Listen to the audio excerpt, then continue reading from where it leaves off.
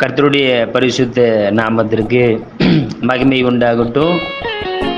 அருமையான கர்த்தருடைய பிள்ளைகளே, கர்த்தர் அப்படியாக ஒரு புதிய ஆண்டை கொடுத்திருக்கிறார்.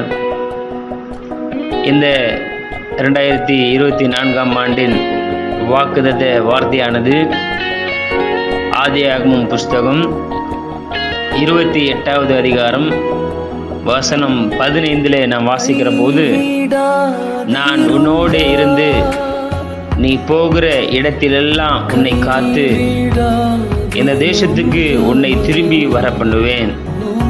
நான் உனக்கு சொன்னதை செய்யும் அளவும் உன்னை கைவிடுவதில்லை என்றார்.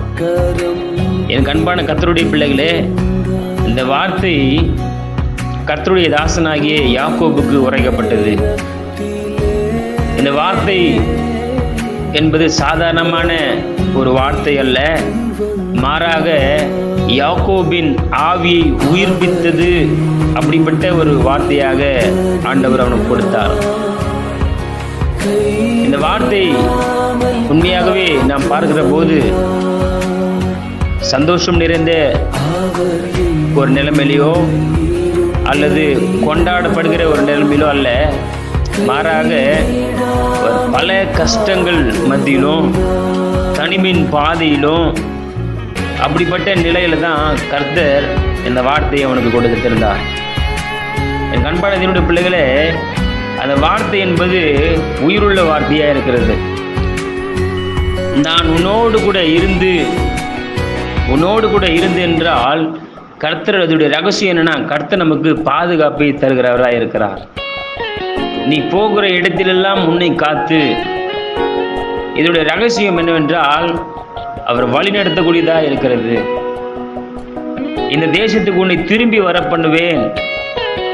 இந்த வார்த்தையின் ரகசியம் என்னவென்றால், தனிப்பட்ட ஒரு மனிதனுடைய உறுதிமொழியை கர்த்தர் வெளிப்படுத்துகிறார். பாருங்க, இங்கே பாதுகாப்பு, வழிநடத்துதல், தனிப்பட்ட உறுதிமொழி இங்கே யாக்கோபுக்கு ஆண்டவர் வெளிப்படுத்துகிறதை நாம் பார்க்கிறோம். பாருங்க, இந்த சம்பவங்களை நாம் பார்க்கப்படும் போது நம்முடைய ஆண்டவர் எவ்வளவு அன்பு நிறைந்தவராகவும் எவ்வளவு காருண்யம் நிறைந்தவராகவும் இருக்கிறதை நாம் பார்க்கிறோம்.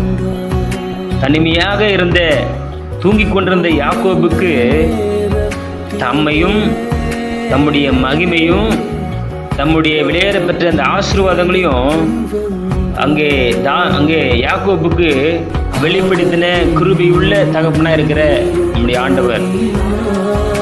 இன்னைக்கு என் கண்பார்த்தையுடைய பிள்ளைகளே, இன்னைக்கு அப்படிப்பட்ட துயரமான நிலையில, தனிமையின் பாதையில, கஷ்டங்கள் நிலையில நீங்கள் இருந்து கொண்டிருக்கலாம். இந்த ஆண்டில கர்த்தர் நமக்கு திட்டவட்டமாக ஒரு ஆசீர்வாதமான ஒரு வார்த்தை கொடுத்திருக்கிறார். அப்படியாக யாக்கோபுக்கு சொன்ன வார்த்தையின்படி, நான் உன்னோடு இருந்து நீ போகிற இடங்கள் எல்லாம் உன்னை காத்து தேசத்துக்கு உன்னை திரும்பி வர பண்ணுவேன். நான் உனக்கு சொன்னதை செய்யும் அளவும், பாருங்க, நான் உனக்கு சொன்னதை செய்யும் அளவும் உன்னை கைவிடுதல் சொல்லி கர்த்தர் பாருங்க நமக்கு வச்சிருக்கிற அந்த ஆசீர்வாதங்கள் ஏற்கனவே முன்கூட்டியே தீர்மானித்திருக்கிறார். அதுதான் பிரசங்கி 3:11 வாசிக்கிற போது, கர்த்தர் சகலத்தையும் அதினதின் காலத்திலே நேர்த்தியாய் செய்திருக்கிறார். அப்போ பாருங்க, நம்முடைய ஆண்டவர் நம்முடைய ஆசீர்வாதங்களை நேர்த்தியாய் செய்திருக்கிறார். அந்த நேர்த்தியான காலங்களில கர்த்தர் நமக்கு பரிபூர்ண அந்த ஆசீர்வாதங்களை, நன்மைகளை, கிருபைகளை, தயவுகளை, இரக்கத்தை நமக்கு ஏற்ற வேளையில கொடுக்க வல்லவராக இருக்கிறார். இந்த ஆண்டு உங்களுக்கு ஒரு பெரிய மாற்றங்கள், ஒரு பெரிய எழுப்புதல்கள், ஒரு பெரிய ஆசீர்வாதங்கள் நிறைந்த ஒரு ஆண்டாக கர்த்தர் உங்களுக்கும் கொடுக்க வல்லவராக இருக்கிறபடினால ஆண்டவரை துதிக்கிறேன்.